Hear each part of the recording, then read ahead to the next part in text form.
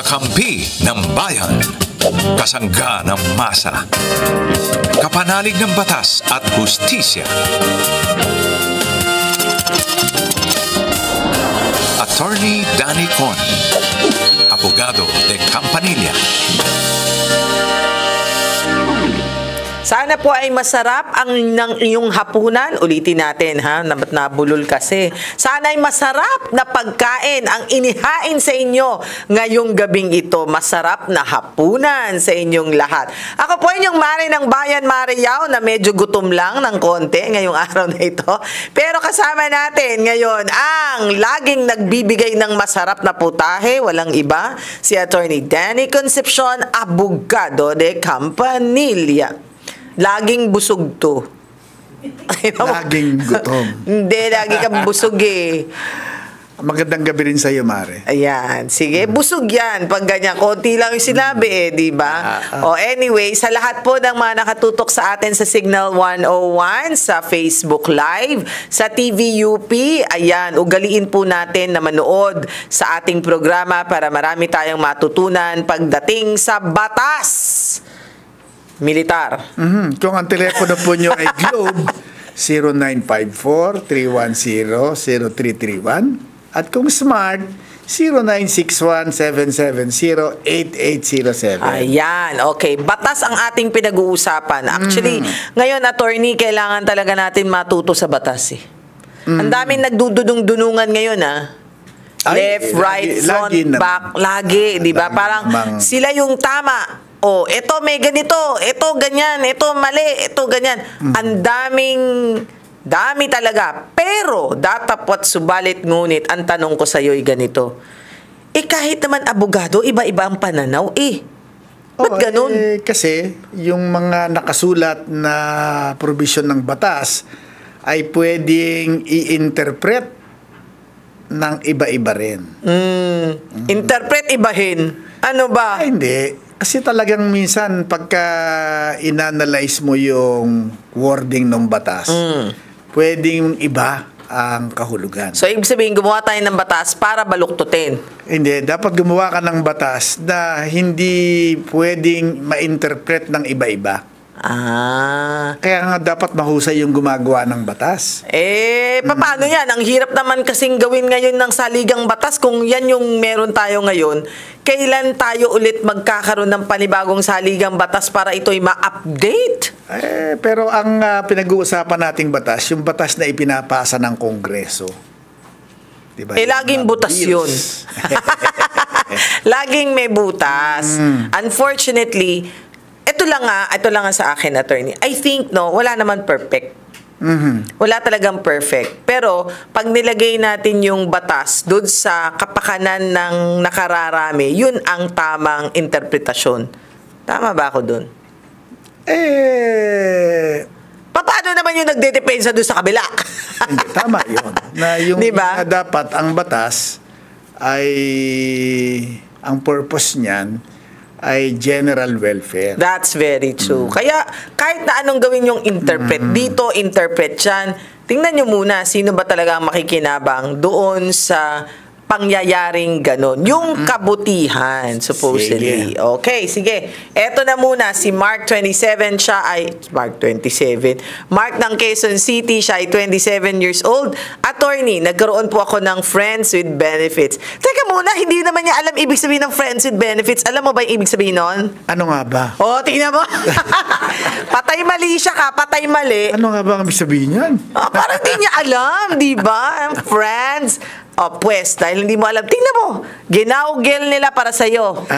Ginaugel. Sige. Friends with benefits. It's a friend whom has an occasional and casual sexual relationship.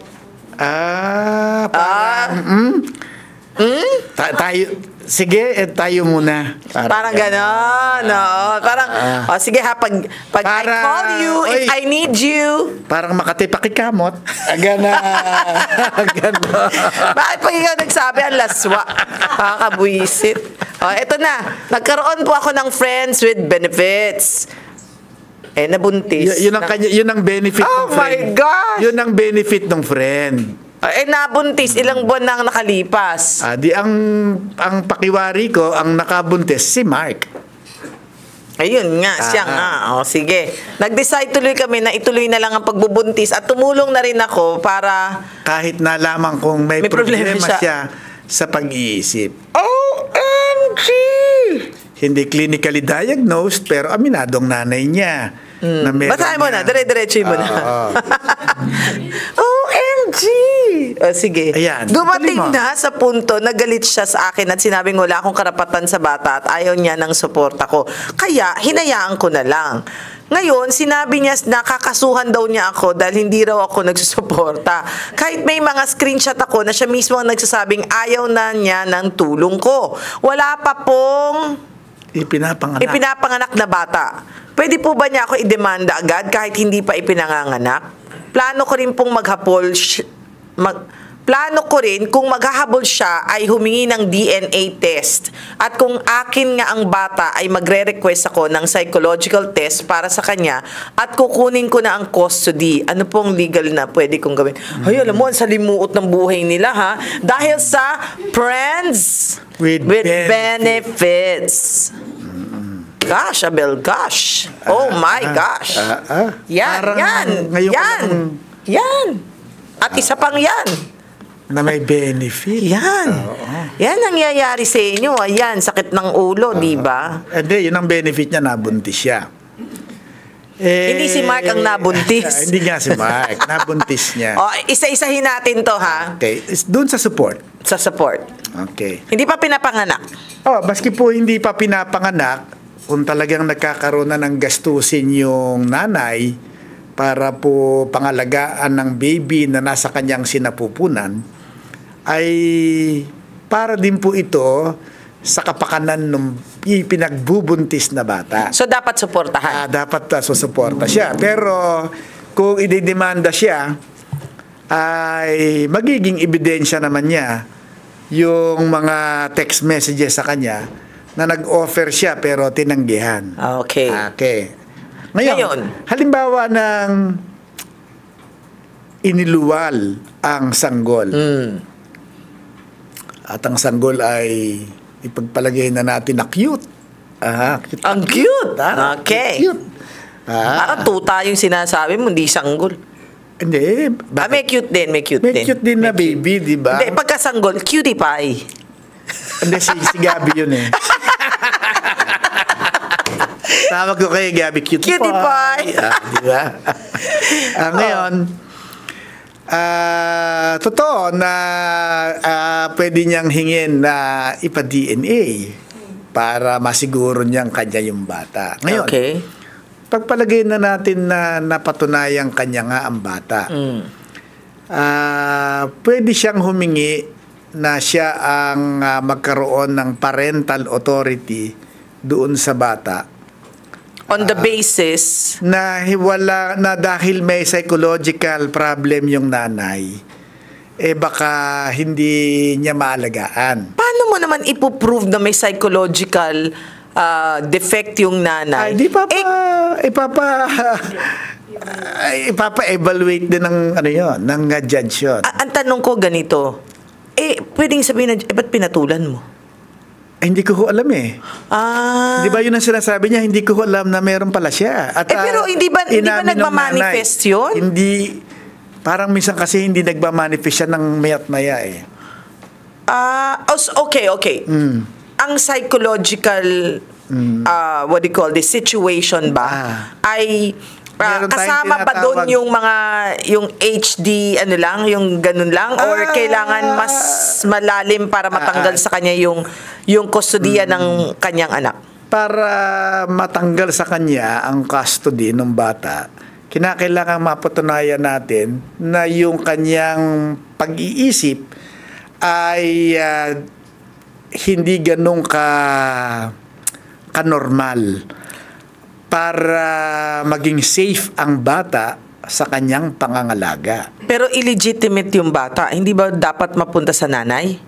tatanggalan nga natin ng custody yung nanay. Oh. Kasi nga Hindi, yung nanay nung nanay. hindi. Maski hindi naman niya talaga anak yon. Ang may anak yung illegitimate na father. So, yung siya ang mas father, may karapatan. kasi okay. siya yung tatay. At Okay. kung makikita sa DNA na siya yung biological na tatay, mas mataas ang karapatan ng tatay kaysa doon sa lola. Okay, lalo pa kung meron namang kapasidad yung tatay na magsuporta at mangalaga, magpalaki doon sa bata. So Ngayon, kanina, yung sinasabi niya, yung lahat ng sinabi niya, sinight niyang example. So pwede pala yon yung text na pinakita niya. So kahit na hindi siya muna magsuporta, pinakita niya. Meron bang suporta na afterwards kinokolekta sa tatay? Meron bang ganun? ay pagka yung bata pinanganak ng buhay. Hindi, for example, sabi niya, hindi ka nagbigay sa akin ngayon. Pwede bang retroactive? Retroactive. Hindi pwede. Ay, nabuhay mo na eh. Nabuhay mo nang wala akong suporte. Hindi pwedeng may utang ka, punyeta ka. Walang ganon. Walang ganon? Walang ganon. Kaya walang support in arrears. Kasi ang katwiran ng mga batang batas, nabuhay mo na eh. Nagawa mo na ng paraan. So, ang support future. Maliban. Pero merong isang exception dyan. Ano? Nangutang yung nanay. Di sa madalit sabi, okay. yung utang, sinisingil siya ngayon. Sabi ng court, hindi, nangutang ito para ibuhay. Tulungan mo ngayon. Para mabuhay. Sige, tulungan mo magbayad. Yan. So, lahat alam na ngayon. Dapat pala utang. Ako, para naturuan. Sige. Na mangungutang kayo. Okay. Para makakuha kayo ng kalahati.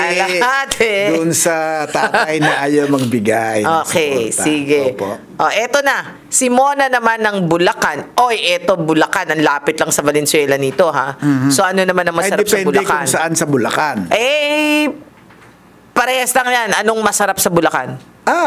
Kapag ka doon ka sa San Miguel, pastillas ang masarap. Kakanin, di ba? Pastillas. Pero may kakanin din, o hindi? Siyempre, lahat naman sa buong Pilipinas ay may kakanin. Pero hindi special doon sa Bulacan? Pero doon kasi ay special sa San Miguel, Bulacan ng pastillas. Pastillas. Kasi ang gatas na ginagamit ay gatas ng ina. Inang kalabaw. Inang kalabaw. Easy. Nagulat ako doon sa ina. Ano yun? Inang kalabaw. Alam mo yan, ang pinakamahal na talent fee, ha? Ang alin? Yung paglalabas ng gatas ng ina. Hindi mo alam? Yan ang pinakamahal na talent fee, ha? Sige, Mona ng Bulacan. Magandang gabi. Hi, good evening po, Miss Yao and Attorney Danicon. Sige po. Ano pong tanong natin? Saan ba kayo sa Bulacan? Oo nga, San Miguel ba? I am from Maykawayan, Bulacan. Taga Maykawayan ako. Yung totoo. Yes. Ala ko ba Valenzuela ka? Ano ba? Hindi ganito yan. Taga Valenzuela yung lolo ko. Pero ako ay doon lumaki sa Maykawayan. Nako. Sa Bangkal, Maykawayan, Bulacan. Pero sa tingin ko siya bata. Kasi ang lola ko ay Rivero na taga Maykawayan. Pero si Mona, yung kanyang sa pagsasalita niya, mukhang bagets. Mukhang Hindi ko sinasabing hindi ka bagets, ha? baka hindi ka taal na taga Maykawayan. Alam mo ba 'yon? Taga Caloocan po ako originally. Nauwi lang siya sa Bulacan. Okay. Pero hindi sa Taal. This is where When you say Taal, taga ron talaga. Native. Native. Okay, sige. Parang manok, di ba? Native. Mona, anong gusto mong itanong sa ating abogado de Campanilla? Good evening po ulit. I would just like to ask, regarding po kasi may isa po akong friend, babae po siya. Nakilala ko po siya sa dance studio. And then, eventually, inofferan po niya ako mag-business kami. Tapos po, dahil po kaibigan ko siya, nagtiwala po ako. And then, pinakilala po kasi niya sa akin yung partner niya, live-in partner niya. Ang pangalan niya is Mark. Let's say Mark. And then, ito pong si Ria, inoffer po niya sa akin. Itago natin sa pangalang Mark at Ria. Hindi yan ang kanilang mga tunay na pangalan. Yes po. Opo, tago lang po sa names. And then, ang nangyari po is that meron po silang hawak ng mga startup businesses. And with all due diligence naman po, nagpunta po ako and then existing naman po sila. So, nainganyo po ako mag-invest. Okay. Opo. So, si Ria po, may hawak siya ng mga, halimbawa, Si co-working ano na lang, space, si and Ana then- na lang. Oo, wag na tayo magbigay ng mga pangalan. Si Ana at si Juan. Okay, sige. Si Ana, ano nangyari kay Ana? Si Ana, she has yung mga hawak po niya ng mga businesses. And then si Juan naman po, may mga hawak din po siya, halimbawa barbershop and car wash. Okay. So they asked me to invest sa sa barbershop. Yun. So nag-invest po ako ng 150,000 with the agreement na meron po akong 10,500 per month for 1 year. Yun po yung interest niya. And then sa pinaka-last po, parang sa 12-month po, ibabalik nila yung capital ko with the interest pa din. So, Too ganun good po to be yung- true to, Too good to be true. Kasi 10.5. 10.5, ha? 10.5 for 150. 10.5% per month. Per month. Oh. So lumalabas Opo. na So, 240 plus Sa percent isang taon. Sa isang taon. Oo, ang laki. Sa isang taon, yes Oh, so, ang nangyari, So, ahead. nag-agreement nag-agreement po kami, nagpa-notarize pa kami ni Juan, and then naka-notarize naman po siya. Pero yung in-issue po nila sa akin na cheque ay yung cheque po ni Ana. So, ayun po, nakapirma ko ng agreement kay Juan, pero ang cheque na naka-issued ay kay Ana. Okay. So, nung Okay. it went through naman po yung nag-start po kami August, September, October, November, December. 5 months po, nade-deposit ko naman po yung 10,500. So, I had 55,000 something. okay. But So? come January, nawala na po sila. At Ano, then, hindi ko pumutok? na po sila makita sa dance class. Opo. Pumutok And then, na? ayun na po.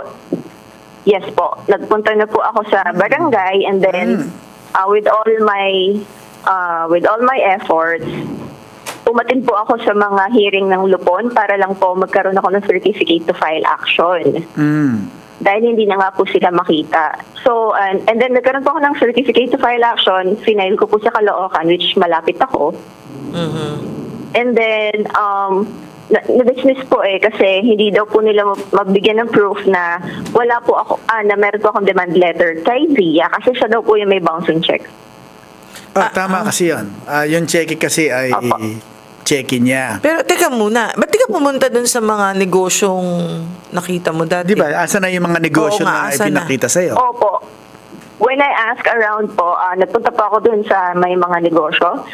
Yung isa nga po, sinabi niya na sinakto lang daw po nung babae, nung Ana, yung end of month. Tapos wala daw pong paalam, nag-pack up, umalis ng madaling araw.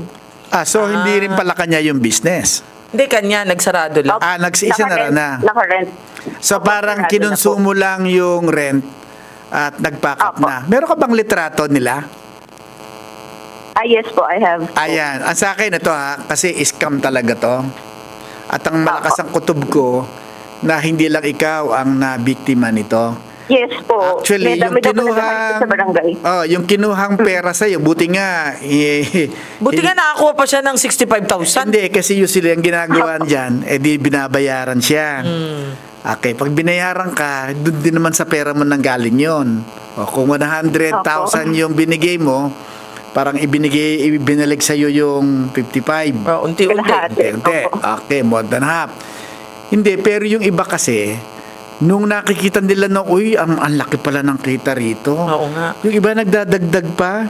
Oo, O totoo. sige nga, magdadagdag ako ng investment para malaki yung Totoo, kita ko. totoo. Pero hindi nila alam na talagang pinapasok yung biktima, na pera naman din ng biktima yung ginamit, at yung natira itatakbo nila.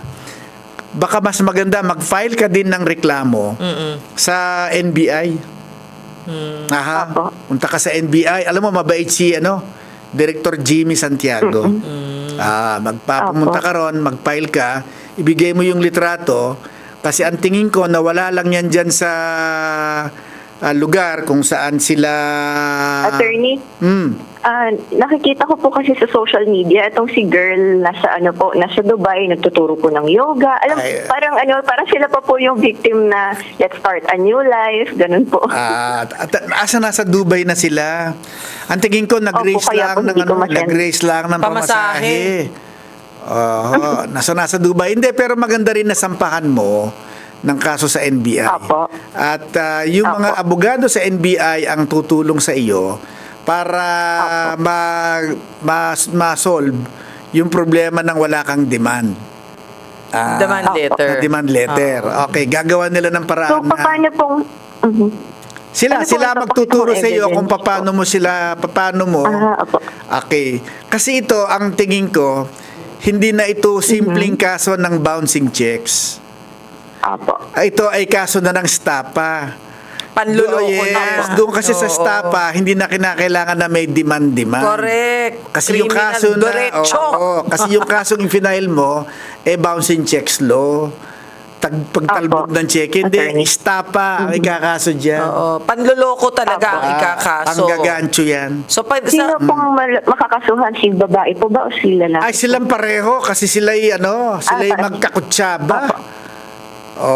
Magkakutsaba sila. Saka mag-antay ka, baka malay mo may lumabas pa, naging syndicated estafa. Yan, kasi pag may lumabas na sa file ng NBI na marami na palang nagreklamo sa mag-live-in na yan. Magjowa. Oo. Baka large scale stapa ang i-file dyan, non-bailable yan. Paano kung nasa ibang bansa? Bakit hindi kaya sila uuwi? Wag kang makauwi-uwi dito. Wag siya makauwi. Kung hindi, kulong na kulong ka. Sir, okay lang po ba if it happened po 2023 pa, July? Okay lang ho yan. Kasi 2 taon pa lang naman. Pero kung 30 taon na ho yan, masyado matagal na yun. Pero kung 2 taon pa lang, okay pa po yan. Pero at least... Pero yung bouncing checks, 5 taon yun. Pero hindi na nga bouncing checks ang ating kakasuhan. Estafa. Estafa na, ha? So, sana nasagot ang iyong katanungan, Mona. Yes po. Okay po. Tapos nanonood pala sa Dubai sa atin, ano? Okay. Tapos tatawag naman dito. Itatanong kung paano ba paano ako makakalagpas dito sa... Okay, thank you. Salamat. Thank you po so much. Thank you. Okay, bye. Naku, kaya po kayo ay huwag kayong basta-basta nagtitiwala. Kaya nga, totoo yan. Napakahirap magtiwala. If it's too good to be true, it's a scam. Yes. That's Saan ka naman nakakita na ang kanyang ibabayad niyang tubo 10,500 a month? Ang tindi, no? Opo. Naku, wala pong walang hindi po ganyan ang laki ng kikitain ninyo ng isang investor. Kaya wag talagang magpapadala sa ganyan. Ay, alam mo kasi minsan nasisilaw ang mga tao. At ayoko man gamitin tong salitang ito, nagagahaman. Totoo yan. Meron, maraming ganyan. Yung hindi marunong makontento ng meron, di ba? Kaya nagkakaroon ng mga bags ng basura. Siyempre, sasabihin niya, meron akong pera rito 100 Wala naman akong paggagamitan. Pagka ibinigay ko rito sa kaibigan ko, natulungan ko na siya, kumita pa ako. Diba? Sa madalit sabi, siya naman ang motibo niya ay pagtulong at gaining something out of helping another. Pero sa totoo lang, buti nga nakakuha pa siya ng 55. Yung iba nga ni singkong duling wala. Sige. Sabi siguro nung dalawa, kasi nga kaibigan ka namin. Kung di ka namin kaibigan, 20 lang. Naibalik namin sa iyo. Pero alam mo, attorney, sa mga ganyang klaseng sitwasyon, kahit na naka-notarize pa yan, kahit na may kasunduan pa yan, pagka talagang sabihin mo na ito lang ang tanong ko naman. Babalik ta rin ko ang sitwasyon. Paano kung talagang wala lang talagang pera? Hindi ba dapat, sabi niya, investment, nalugi yung investment, nagsarado? Siyempre, pero patutunayan nila na nalugi ang investment. Kasi investment, pinakita sa kanya. Kaya nga, so para hindi sila makapagbayad sa iyo, papatunayan nila na nalugi ang investment. Ibig sabihin, nalugi ang business. Pwede palang, point of argument din nung dalawa. Yes, pag sinabi niya, sorry alam mo, nalugi yung business natin. Oo. Kaya nga dito na lang ako nagtatrabaho eh. Hindi, pero bakit nalugi? Ay, mag-explain ka. Bakit nalugi? Lagi naman puno yung barberia.